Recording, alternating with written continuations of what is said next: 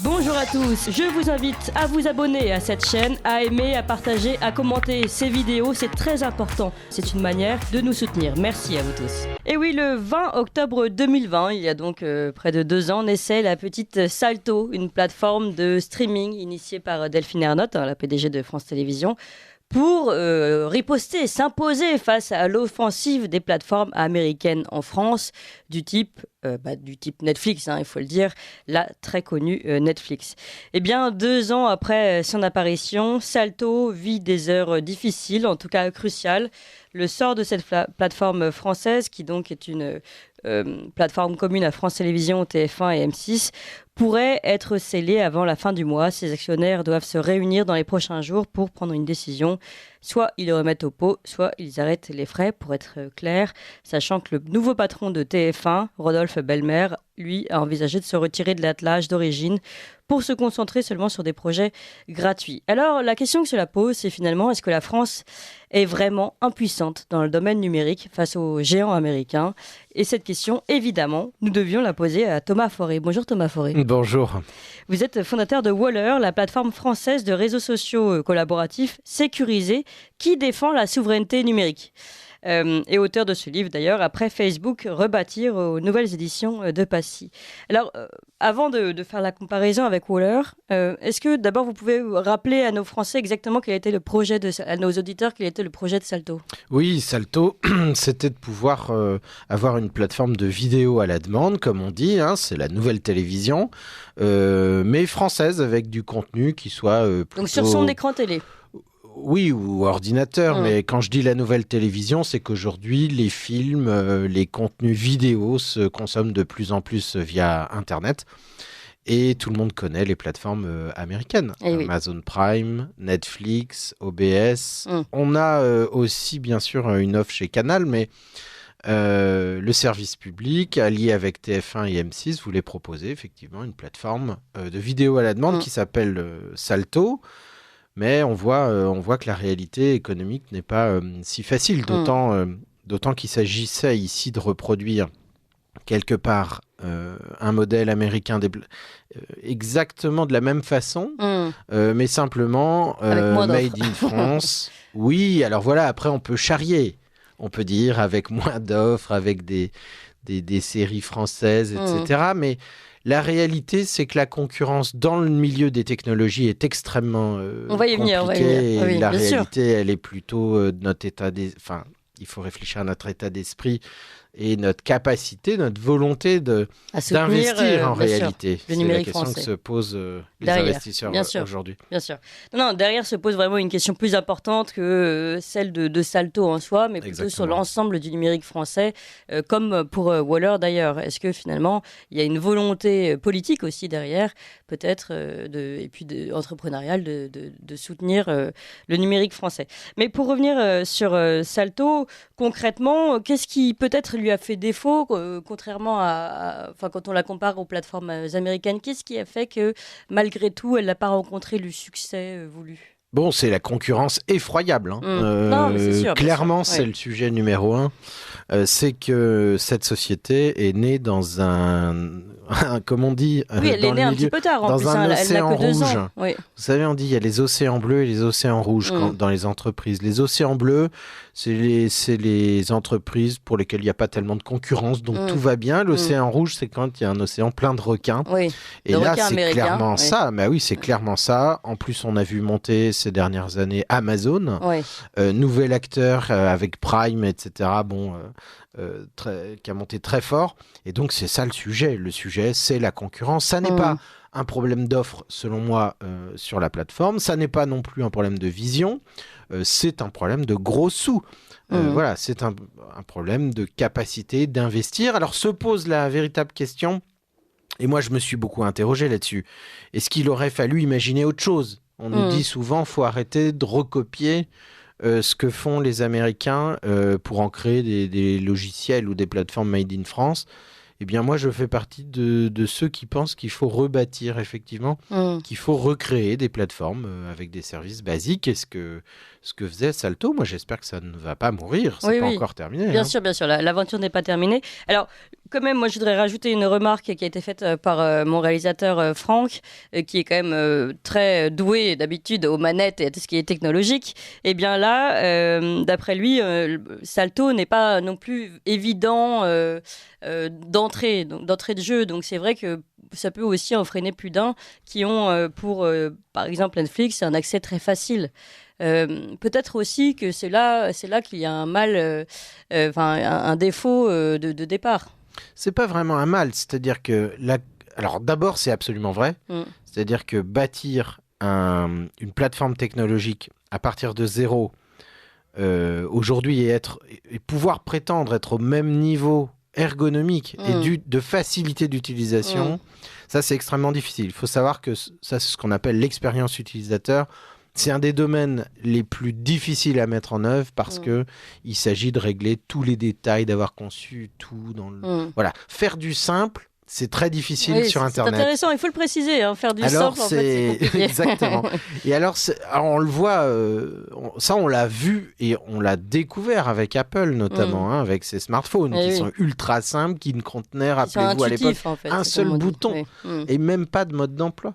Bon, ça c'était la révolution. Alors ça c'est très difficile à faire. Évidemment, les entreprises françaises ou européennes qui se montent aujourd'hui contre les GAFA ou en tout cas en concurrence avec ces géants américains, c'est normal qu'elles ne soient pas encore au niveau ergonomique. Voilà, on est dans une progression permanente et moi j'en sais quelque chose. Je sais que c'est un sujet et je pense que c'est un peu court que de dire il m'a fallu 2 clics, et bien je préfère aller sur une plateforme avec un clic.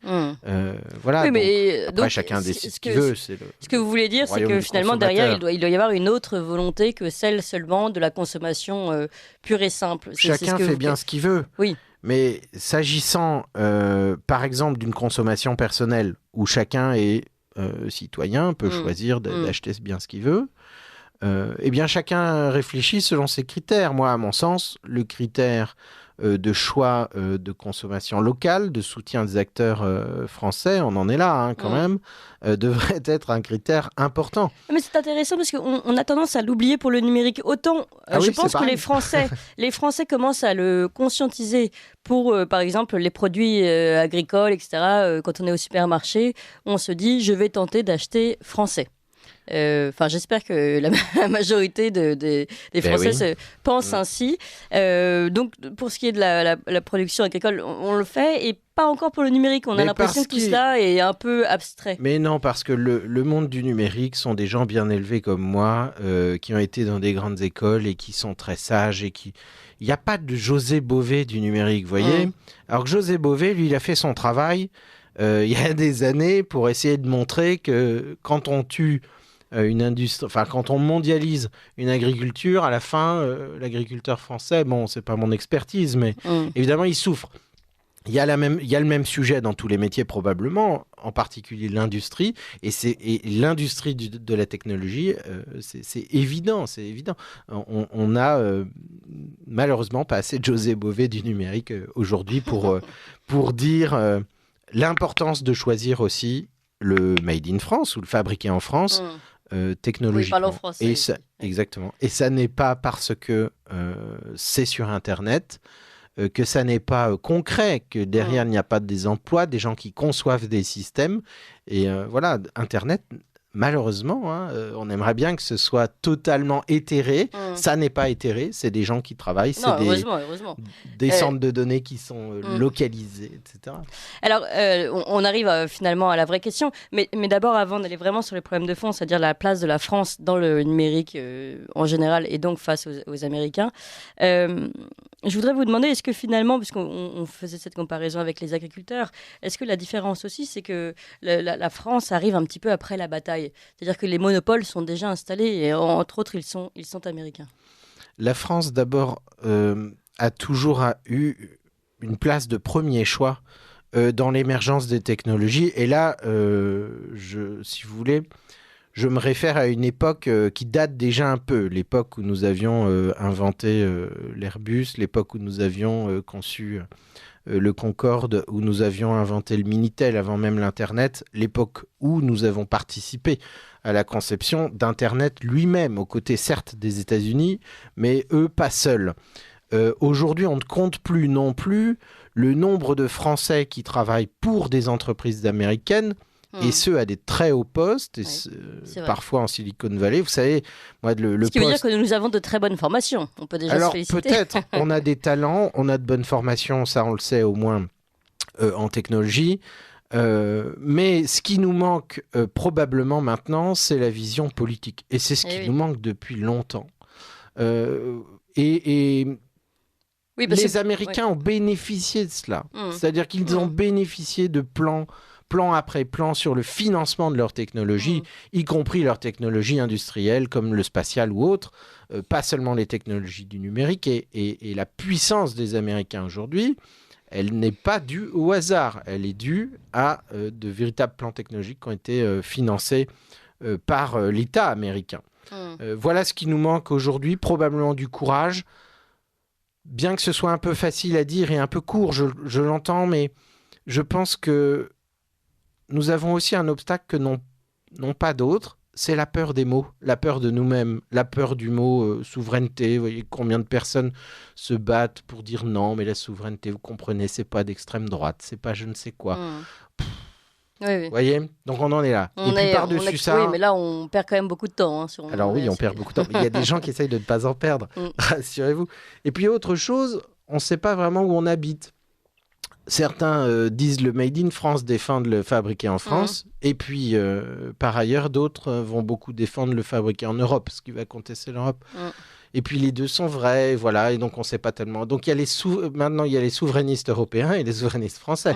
Ça, c'est aussi particulier, alors qu'il y aurait, selon moi, aucune matière à définir une souveraineté européenne pour le moment. Donc, voilà, les Français sont assez doués pour se battre entre eux. Voilà, comme au temps des Gaulois, et pendant ce temps, le monde avance.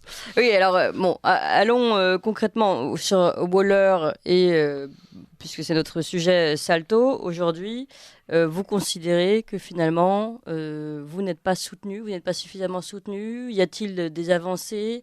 Qu'est-ce qui peut être fait? Oui, c'est certain qu'on n'est pas assez soutenu. Mais ce n'est pas être soutenu par du saupoudrage quelconque. Ce qu'il faudrait véritablement, c'est une politique forte de souveraineté numérique en France. Ce qui n'est pas du tout le cas pour le moment. Alors, je ne dirais pas que ce n'est pas du tout le cas. Ce n'est pas tellement le cas. C'est assez faible. Disons qu'il y a quelques discours qui s'alignent aujourd'hui avec cette idée de dire il faut effectivement nous tourner vers des technologies françaises. Et quelques autres discours qui commencent à parler de taxer les géants américains, mais on est quand même sur des toutes petites... Mais c'est très politicien, si vous voulez. Voilà, c'est ça que je peux... Nous n'avons pas aujourd'hui une politique claire, et quand nous parlons, malheureusement, à des ministres, par exemple, ou à des gens proches du pouvoir, concernant les ministres, je pense à Bruno Le Maire ou Jean-Noël Barrot, mais... On est plutôt d'accord sur l'aspect souveraineté. Mais paraît-il, Emmanuel Macron n'est pas tout à fait sur leur ligne. Alors voilà, il n'y a pas d'unité aujourd'hui de vision. Oui, parce qu'Emmanuel Macron, vous parliez de souveraineté européenne, lui ne parle dans ses discours où il parle de souveraineté, on n'entend que le mot Europe derrière. Oui, et ce qu'il y a souvent derrière, alors peut-être pas dans la bouche du président de la République, mais dans la bouche de tous les gens qui vous disent non, évidemment, c'est la souveraineté européenne qui compte. Ils vous disent, sans l'Europe, la France ne peut rien. Moi, ce qui me dérange, c'est pas vraiment cette idée de dire, bien sûr, on peut dire, ensemble, allions-nous, ça c'est une bonne idée. Bon, mais de dire, la France ne peut rien, ça c'est aussi un sujet, moi, qui me dérange beaucoup. Moi, je pense que la France peut énormément, que les Français peuvent beaucoup, peuvent aider même à être l'aiguillon européen, si vous voulez, en matière technologique, comme ils l'ont déjà démontré. Il faudrait retrouver un peu de fierté, de fierté, j'allais dire nationale, en tout cas de sentiment qu'on n'est pas fichu, qu'on n'est pas les derniers et qu'on est capable de beaucoup. Et je pense que c'est cela, au fond, qu'il manque aujourd'hui. Ce n'est pas des aides économiques et financières qui seraient la conséquence d'une politique forte. Ce qu'il manque, c'est la conviction que nous sommes capables encore de rayonner dans le monde. Moi, j'en suis persuadé. À mon échelle, c'est ce que je fais avec les gens qui travaillent avec moi et les clients qui me font confiance, et je vous assure que ça fonctionne bien. Évidemment, il s'agirait d'amplifier tout cela, et il y a beaucoup de forces vives qui attendent cela. Mais est-ce que, par exemple, avec Waller, vous avez des ministères qui font appel à vous en particulier, justement dans cette idée de ne passer que par du franco-français? Oui, de plus en plus, cela compte beaucoup. Deux choses comptent aujourd'hui plus qu'hier. C'est d'abord la cybersécurité, la sécurisation des données. Et la souveraineté. Alors ça, c'est plutôt le choix local, on va dire. Mais les deux alliés ensemble, les deux vont bien ensemble. C'est-à-dire bien sûr. Quand on est plus proche des acteurs qui protègent nos données, on sait mieux vérifier qu'elles sont protégées, etc. Évidemment. Donc, on sait très bien que si nous travaillons avec une plateforme américaine, surtout pour des données secret défense, etc., nous ne savons pas par qui et comment sont reliées ces données. En tout cas, nous savons que le gouvernement américain les lit, ça c'est sûr. Qu'il a le droit de les lire s'il le souhaite. Donc, depuis je crois que c'est le Cloud Act, c'est ça? Oui, c'est ça. Donc voilà, c'est vrai que c'est même crucial en fait. On se dit, on devrait ne faire appel qu'à ces plateformes, même pour toutes les entreprises qui ont des rôles un petit peu importants en France. Oui, ce qu'on appelle les OIV, les opérateurs d'intérêt vitaux. Mais les politiques... Et c'est absolument pas mis en place aujourd'hui. On est encore très en retard. On a reçu Frédéric Pierucci sur cette question. Oui. Mais il n'y a pas d'obligation, effectivement. Oui, mais bon, aujourd'hui, ça nous fait des affaires à Alstom qui se passent sans même qu'on s'en rende compte. Je suis bien d'accord avec vous. Bon, alors si nous sommes d'accord, alors pour conclure, en tout cas, chers auditeurs, Thomas Forêt, qui est fondateur de Waller, la plateforme française de réseaux sociaux collaboratifs, qui appelle à un José Bové du numérique. Exactement. Et puis avec surtout, de belles moustaches. Consommer français et pour les pommes, mais également pour le numérique. Et voilà quand même la grande conclusion de cet échange. Merci beaucoup Thomas Forêt. Je rappelle votre livre Après Facebook, rebâtir, aux nouvelles éditions de Passy. Vous appréciez cette émission? Alors aidez Radio Courtoisie à en produire d'autres en indépendance totale. Rendez-vous sur soutenir.radiocourtoisie.fr. Merci d'avance.